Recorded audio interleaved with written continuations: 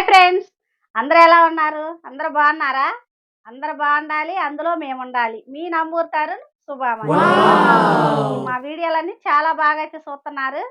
కానీ ఈ వీడియో కూడా చూడండి. ఇదంటే జొన్న రొట్టె అన్నమాట. జొన్న రొట్టెలో మనం జొన్న రొట్టెలు చేసుకునేటప్పుడు కొంచెం జీలకర్ర, పెద్దుల్లిపాయి, కొంచెం పచ్చిమిరకాయలు అన్నీ వేసి రోట్లేసి దంచి ఇంట్లో కలుపుకొని రొట్టె చేసుకుంటే చాలా బాగుంటుంది.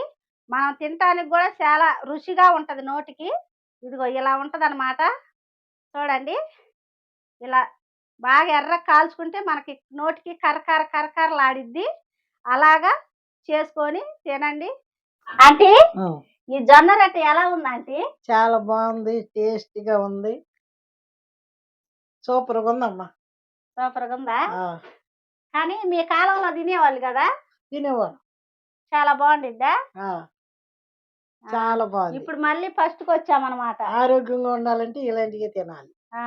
జొన్న రొట్టెలో జొన్న కుడుములేని, సొద్ద కుడుములేని, రొట్టెలని, సంగటని ఇవన్నీ చేసుకొని తినేవాళ్ళం.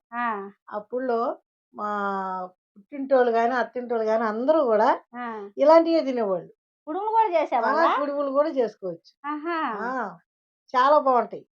కానీ ఇప్పుడు మళ్ళా మేము ఇంకా అవన్నీ మానేసుకున్నాం. పిల్లలు అందరూ బయలుదేరారు కదా, వాళ్ళు తింటలేదని ఇవన్నీ వదిలేసుకొని ఇప్పుడు వరి అన్నమే తింటున్నాం. రైస్ వచ్చిన తర్వాత అన్ని రోగాలు ఒకటి వస్తున్నాయి. కానీ మళ్ళీ ఈ ఫుడ్ కోసమే వచ్చాం. మళ్ళీ ఈ ఫుడ్ కోసమే వచ్చి మళ్ళీ జొన్న రొట్టెలు, మళ్ళీ జొన్న సంగటి.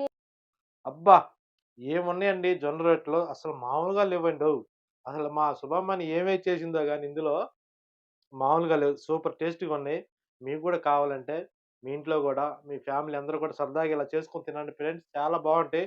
ఎందుకంటే జొన్న రొట్టెలు ఒకప్పుడు పూర్వకాలంలో చేసుకునేవాళ్ళు. జొన్న రొట్టెలు, రాగి రొట్టెలు అనేకమైన విధాలుగా రొట్టెలు చేసుకునేవాళ్ళు. కానీ ఇప్పుడు చేసేవాళ్ళే లేరు, చేసే నాదులే లేరు అనమాట. ఇప్పుడు ఏది కావాలన్నా హోటల్కి వెళ్ళి తింటామన్నా ఇంట్లో చేసుకోలేక. మా శుభమని చాలా బాగా చేసింది. Super super. Thank you Shubhamani. Super, చాలా బాగా చేశారు.